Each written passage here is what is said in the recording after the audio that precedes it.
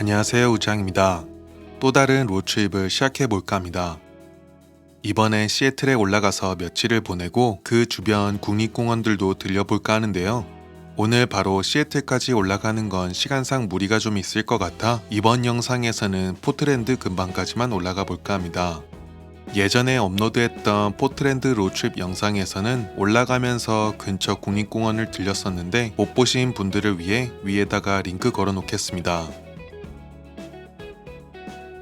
이번엔 특별한 구경 없이 바로 올라가 보겠습니다. 오토파일럿이 장거리 운전할 때 얼마나 도움을 주는지, 어떤 환경에서는 잘 안 되는지 출발부터 도착까지 거의 편집 없는 타임랩스로 보여드릴까 합니다. 시간 여유 없으신 분들을 위해서 타임스탬프도 적어놨으니 원하시는 부분만 보셔도 좋을 것 같습니다. 저는 포틀랜드 근처에 위치한 숙소를 잡았는데 여기까지 오늘 총 예상 운전거리는 990km 정도이고 4번의 충전 시간까지 합쳐서 10시간 37분 걸린다고 나옵니다. 테슬라에서 추천하는 길로 올라가고 충전 시간도 맞춰볼 건데요. 도착 시간이 얼마나 차이가 날지도 한번 지켜보겠습니다. 아직 오토파일럿이 국도에서는 자동으로 차선을 변경하거나 턴을 하진 못합니다. 얼마 전부터 완전 자율주행 베타가 미국에서 천천히 실행되기 시작했는데 조만간 저도 업데이트 받으면 테스트도 해보고 다음 로드트립 때도 사용해 보겠습니다. 첫 번째로 들릴 슈퍼차지 스테이션은 코닝이라는 도시로 여기서 2시간 20분 거리입니다. 고속도로를 타자마자 오토파일럿을 활성화시켰고 내비게이트 온 오토파일럿도 활성화가 되어 있습니다. 내비게이트 온 오토파일럿이 활성화되어 있으면 앞에 느리게 가는 차가 있으면 자동으로 차선 변경도 해주고 고속도로 출구도 알아서 빠져주는 기능입니다. 특히 장거리 운전할 땐 유용합니다. 이 기능은 완전 자율주행 옵션을 추가하셔야 이용할 수 있는데 그냥 오토파일럿만 있으시면 차선 유지와 앞차와의 거리를 잘 유지해 주지만 차선 변경할 땐 오토파일럿을 풀고 다시 활성화시켜 줘야 한다는 불편함이 있긴 합니다.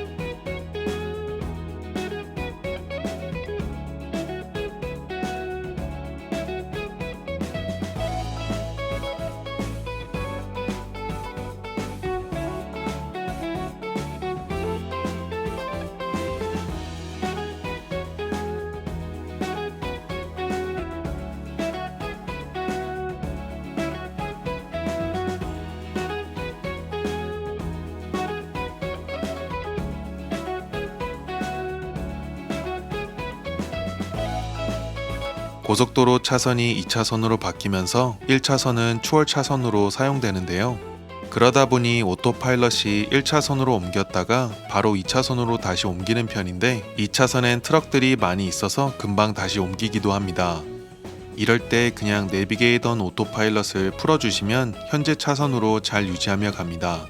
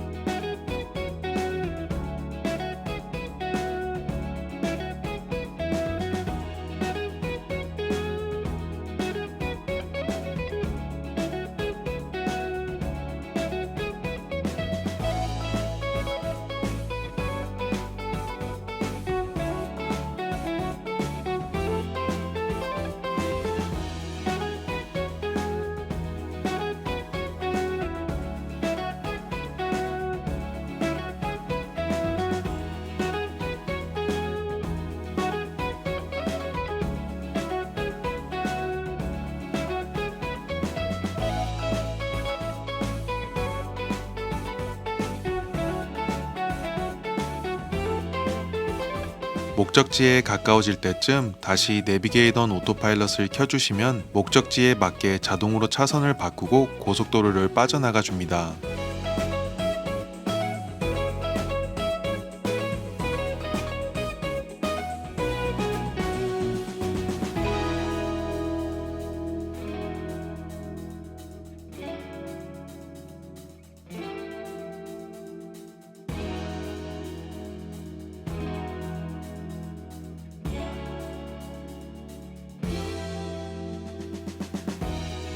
고속도로 250km를 주행하는 동안 톨게이트를 지날 때 살짝 오토파일럿을 풀었고 계속해서 유지하면서 왔습니다.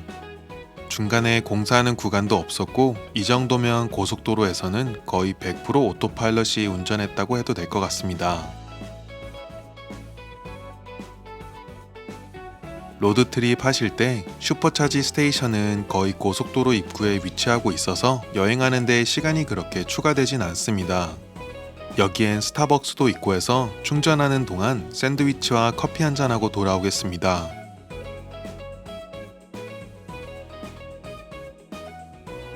테슬라에선 25분 충전하고 다음 지점까지 가면 된다고 했는데 아점 먹으면서 시간을 보내다 보니 50분이나 충전을 했습니다. 다음 지점은 1시간 40분 거리에 있는 샤스타 슈퍼차지 스테이션입니다.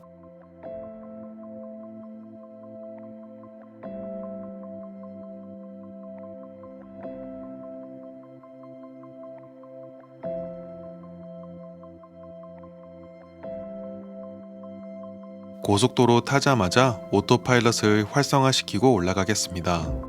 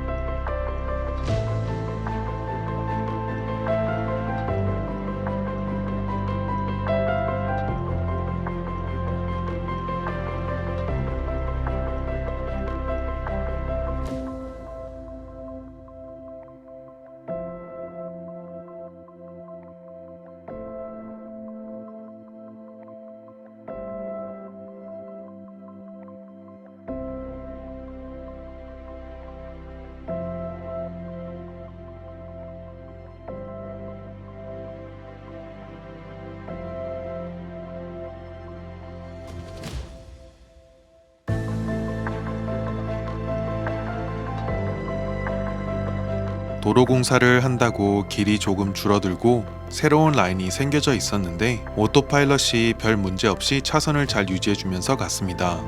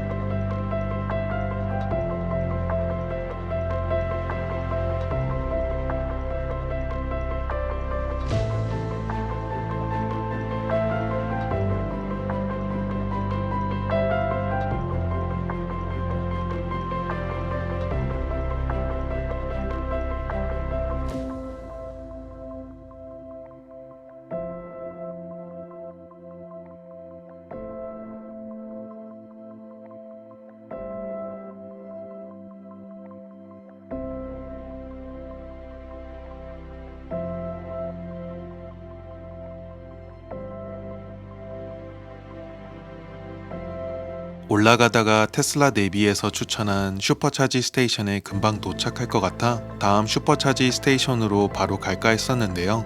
거기 도착하면 5%가 남아있을 거라고 하고 속도를 줄여서 운전하라고 나오길래 그냥 기존에 추천한 곳으로 가기로 했습니다. 이런 곳은 오르막길 내리막길도 많아서 정확한 주행 가능 거리 예상하기가 좀 힘들고 너무 외곽이라 비상으로 충전할 레벨2 충전기들도 거의 없으니 이 점 유의하시고 장거리 여행 계획하시면 좋습니다.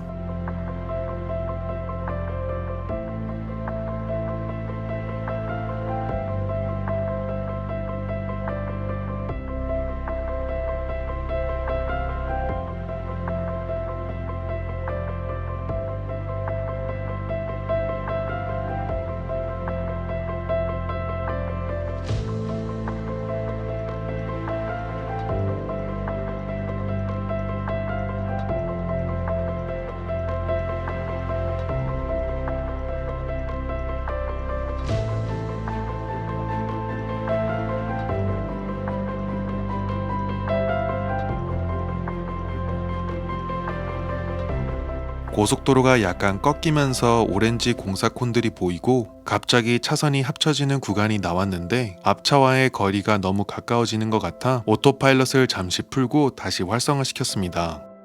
이렇게 갑작스러운 상황에 대비할 수 있게 항상 주의하시고 손을 핸들에 올려놓는 게 좋습니다.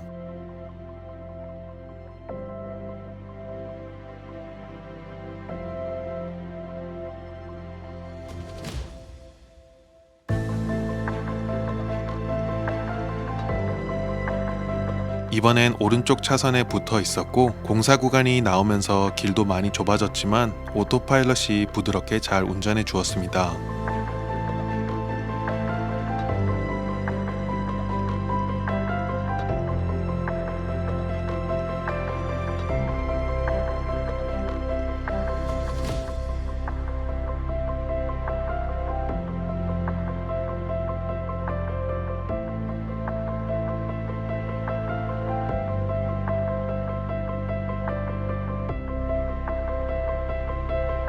고속도로로 나가서는 제가 직접 운전했습니다. 약 170km를 운전하는 동안 이번에도 공사 구간에서 잠시 오토파일럿을 한번 풀었고 계속 오토파일럿으로 왔습니다. 테슬라는 여기서 50분 충전한 후 4시간 반 거리에 있는 슈퍼차지 스테이션으로 바로 가라고 추천해 줬는데 여기선 따로 뭐 할 것도 없고 아직 배도 안 고파서 그냥 20분 정도 충전한 후 2시간 거리에 있는 슈퍼차지 스테이션에 들리기로 했습니다.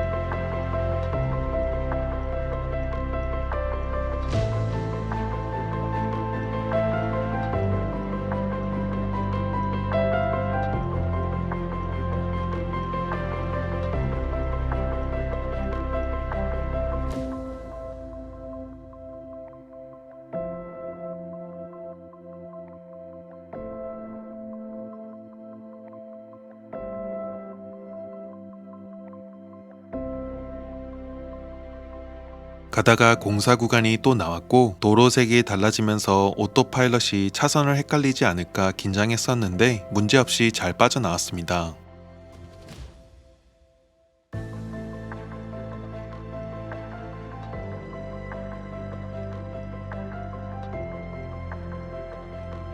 약간의 내리막길에 도로공사 구간이 다시 나왔고 오렌지 콘으로 차선이 합쳐지는 걸 표시해 놨지만 오토파일럿이 속도를 줄이지 않고 너무 가까이 가는 것 같아 풀고서 핸들을 잡았습니다.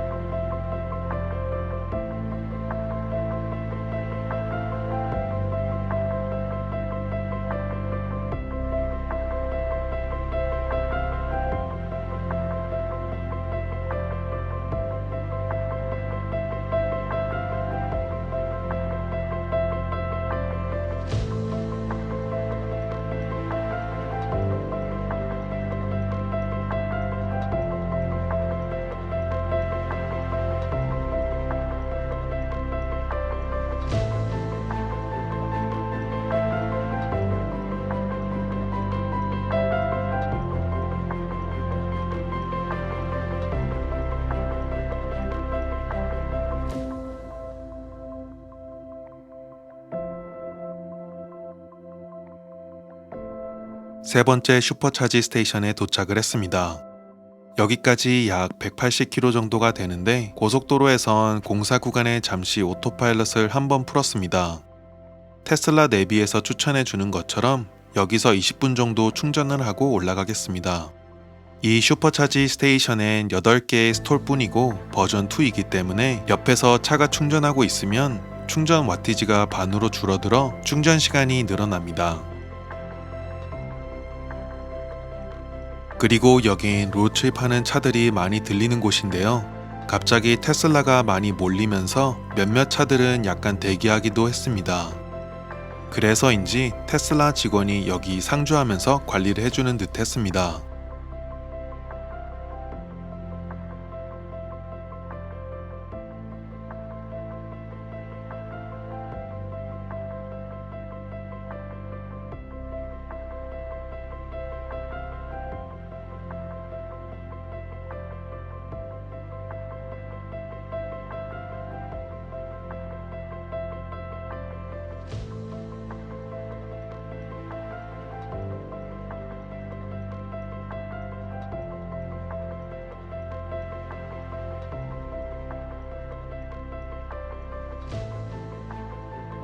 계획대로 20분 충전했습니다. 이젠 숙소까지 377km 남았고 중간에 15분 정도 충전하고 가면 배터리 19%에 숙소에 도착한다고 나옵니다. 고속도로 타기 전에 커피 한 잔도 사서 출발하겠습니다.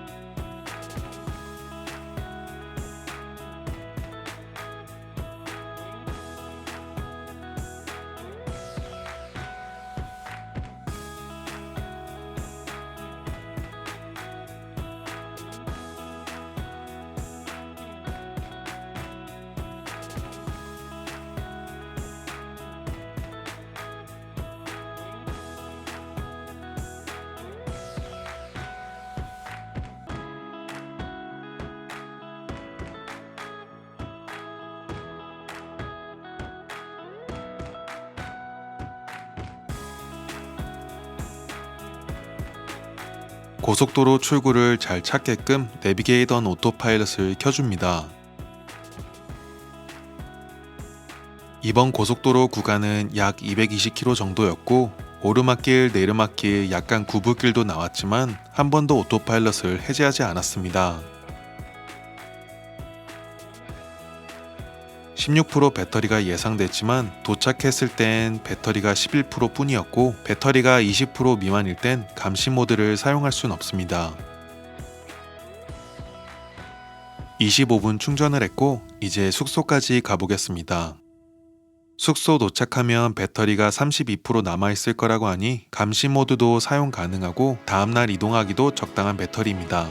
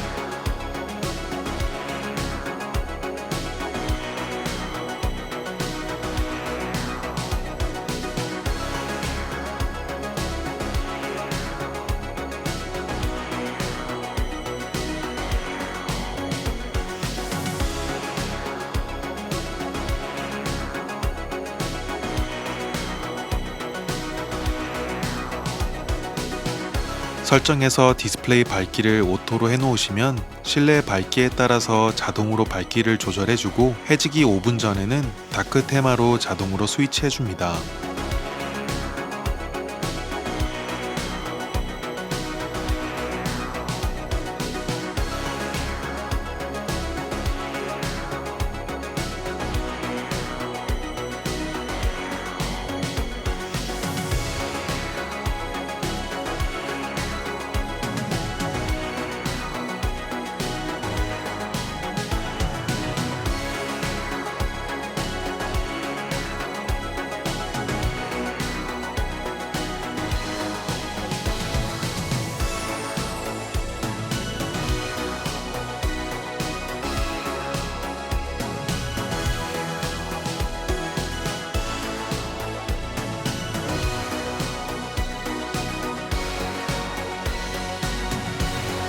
내비게이트 온 오토파일럿이 고속도로 출구로 알아서 빠져나가주는 건 정말 편리하고도 신기한 기능인 것 같습니다. 아침 9시에 출발해서 여기까지 오는데 11시간이 걸렸고 총 987km를 운전했습니다. 처음에 테슬라 내비에서 말해줬던 도착 예상 시간보다 20분 정도 더 늦게 도착하긴 했지만 첫 번째 슈퍼차지 스테이션에서 25분 더 충전한 거 생각하면 딱 맞춘 것 같습니다. 고속도로를 운전하는 동안 거의 오토파일럿을 풀지 않았고 대신 운전을 잘해줘서 피로도가 많이 없는 편이었습니다. 내일은 해안도로 쪽으로 올라가서 워싱턴 주에 있는 올림픽 국립공원을 들려볼까 합니다. 영상 놓치지 않게 구독해 주시고요. 이번 영상 괜찮으셨다면 라이크도 부탁드릴게요. See ya!